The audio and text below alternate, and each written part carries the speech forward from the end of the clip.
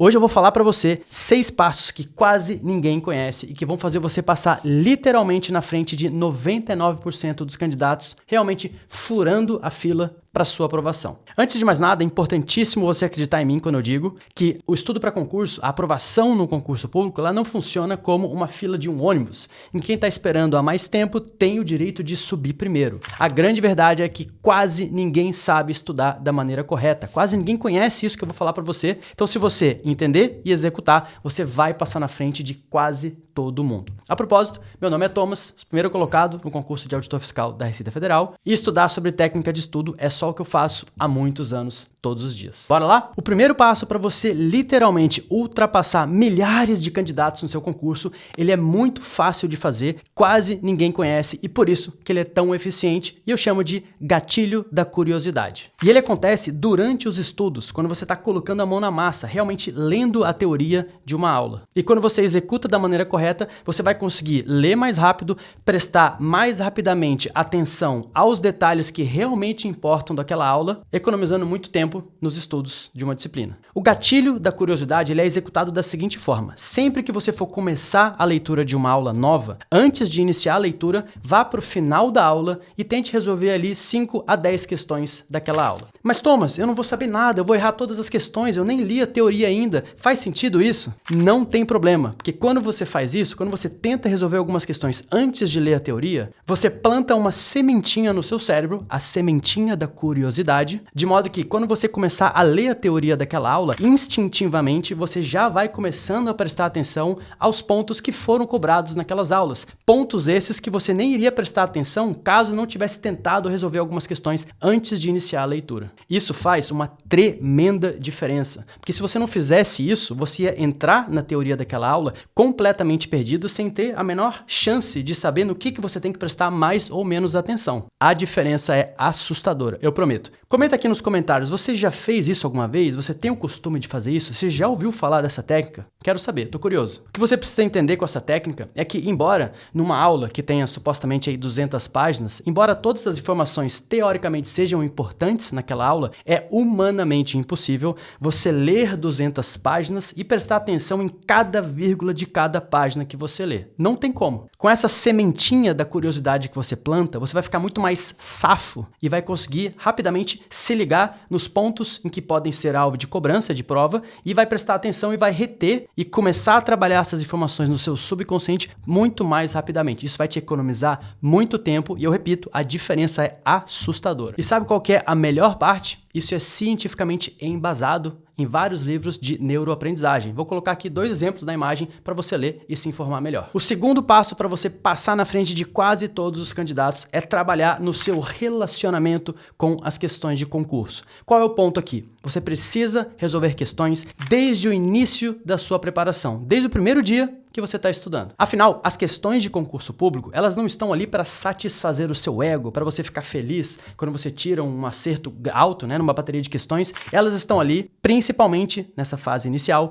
para explicar para você como que as bancas de concurso raciocinam dentro de cada assunto, de cada disciplina. Essa informação vale ouro. Afinal, questão de concurso é a mais pura manifestação de vontade dessas bancas examinadoras. Portanto, muito do seu entendimento dessa disciplina vai vir de resoluções de questões, independente de você errar ou acertar no começo, não importa isso, mas ao resolver essas questões você vai voltar para a teoria e aí sim trabalhar os pontos de maior atenção. É um pouco do que eu falei no gatilho da curiosidade, mas depois que você lê a teoria, você senta realmente para resolver as questões com mais detalhe e aí você vai poder trabalhar mais assertivamente e com mais profundidade os pontos que merecem esse aprofundamento. Você consegue perceber que muitas vezes essa ordem parece inversa? Você provavelmente pode achar que o certo seria você ler a teoria, entender quase tudo e aí fazer uma bateria de questões e acertar ali 95% de acertos. Mas isso tá muito, muito errado. Eu vou te mostrar por quê. Sabe qual que é a pior besteira que você pode fazer? Depois de ler a teoria de uma aula, você vai lá e se sente inseguro e ao invés de resolver as questões que tem no final, você para e pensa, bom, vou reler a teoria aqui 1, 2, 3, 4 vezes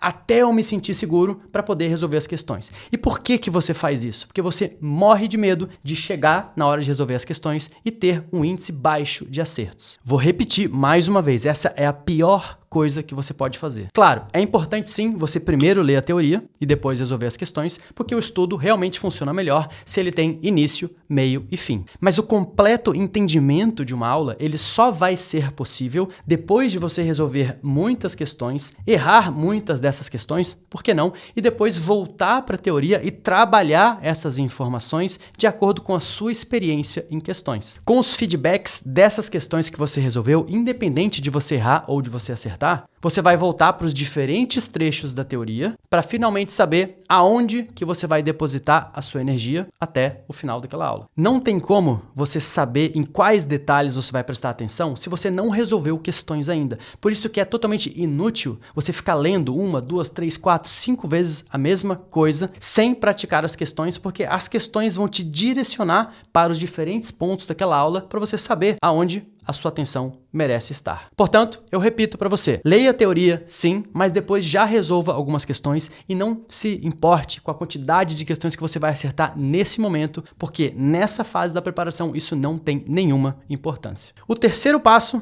para literalmente furar a fila da aprovação consiste em entender que existem 4 diferentes tipos de questão. Tem aquela questão que você acerta porque você domina 100% do assunto, tem a questão que você acerta de forma insegura, tem a questão que você erra porque você não faz ideia do que trata o assunto, e tem a questão que você erra tendo um certo domínio do assunto. Os casos 1 e 3 não preocupam nada. Ou seja, quando você acerta uma questão porque você domina 100% do assunto, beleza, você domina o assunto, não tem nada mais que você vê ali. Claro, cuidado para não engavetar aquele assunto, porque o que você sabe hoje, você pode não saber amanhã. E o caso número 3, que é aquele que você erra porque você desconhece totalmente o assunto, também não preocupa. Nossa, Thomas, como assim não preocupa? Eu não sei nada do assunto. Sim, mas quando você erra uma questão por completo desconhecimento, a tendência, se você for um concurseiro responsável, é que você tome um susto tão grande que com certeza você vai atrás daquela informação e vai sanar essa dúvida para questões futuras. Agora é que vem o grande perigo, as questões tipo 2 e tipo 4. Principalmente a questão tipo 2, que você acerta, mas de forma meio insegura. E por que isso é tão perigoso?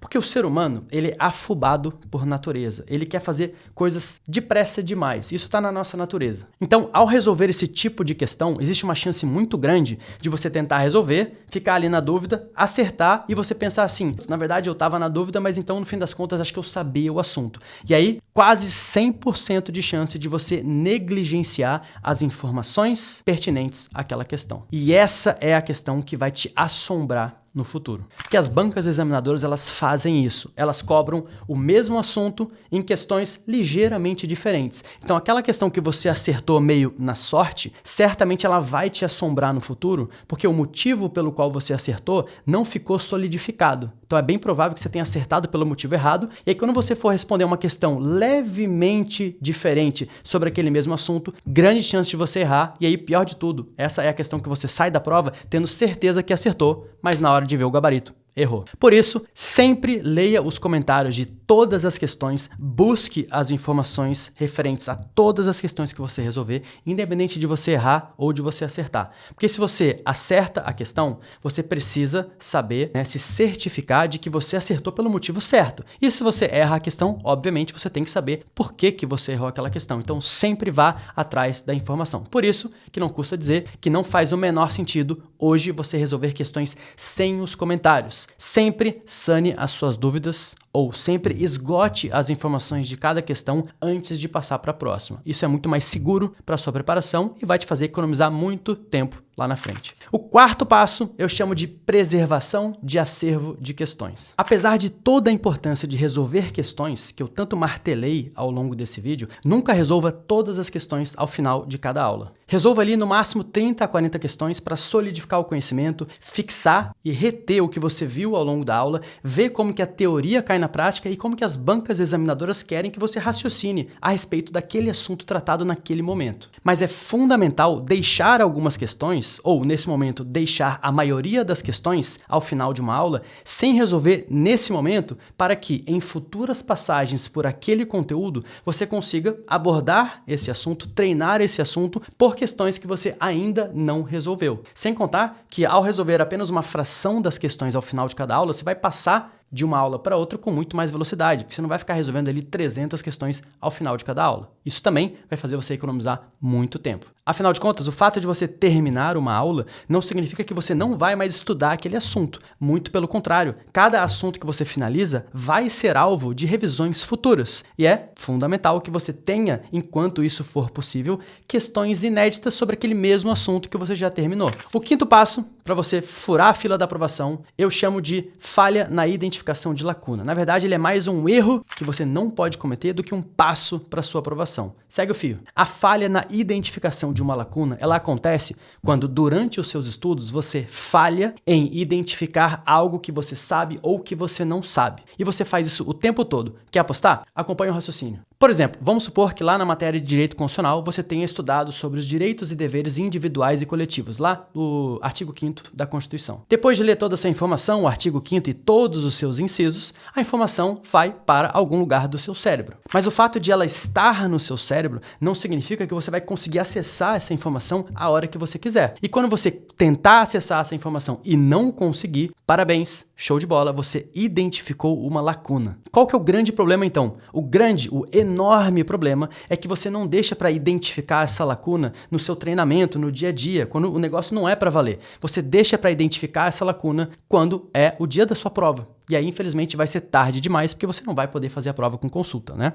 E na prática, então, como que você comete esse erro, né, de falhar na hora de identificar uma lacuna no seu conhecimento? Basicamente, você comete esse erro de duas formas. Primeiro, quando você revisa simplesmente relendo os incisos lá do artigo 5º, por exemplo, ou quando você faz algumas questões, só que logo antes de fazer essas questões, você revisa antes. E qual que é o problema de fazer isso? Você perde a oportunidade de identificar essa lacuna. Afinal de contas, você acabou de revisar o assunto. Então, revisar o assunto e logo depois resolver questões é uma baita de uma trapaça. E o pior, você só está enganando você mesmo. E por que você faz isso? Por que você revisa logo antes de fazer uma bateria de questões? Simples. Mais uma vez, porque você morre de medo de resolver uma bateria de questões e se deparar com um índice baixíssimo de acertos. O que seria uma prova cabal de que você esqueceu boa parte daquele assunto. Mas aí você precisa lembrar do que eu vou falar agora. Esquecer do assunto faz parte do aprendizado. É uma etapa da fixação do conhecimento que não dá para pular. Afinal de contas, a ordem certa dos eventos é: primeiro você estuda, depois você esquece e depois você busca essa informação, você traz essa informação de volta. Só que você precisa identificar esse esquecimento antes de resgatar essa informação por meio de revisões